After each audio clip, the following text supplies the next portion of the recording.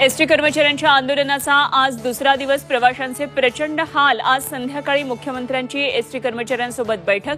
तोडगा निघणार का याकडे लक्ष.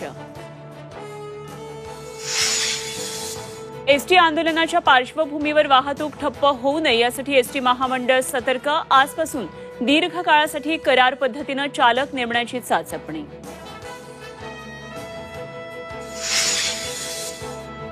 नोव्हेंबरमध्ये विधानसभेच्या निवडणुका होणार. मुंबईतील कार्यक्रमातून मुख्यमंत्री एकनाथ शिंदेंचे संकेत.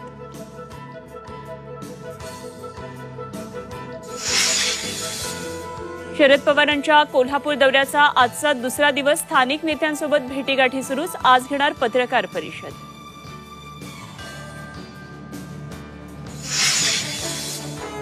लाडकी बहीण योजनेत भामट्याकडून फसवणूक. साताऱ्यामध्ये एकाच महिलेचे 28 अर्ज. खटाव पोलिसांमध्ये गुन्हा दाखल. प्रतीक्षा जाधव, गणेश घाडगेकडून फसवणूक. राज्यात मुसळधार पावसामुळे पिकांचं अतोनात नुकसान. धनंजय मुंडेंकडून आज परभणीतल्या नुकसानीची पाहणी तर आदित्य ठाकरे मराठवाड्यातल्या नुकसानीचा घेणार आढावा.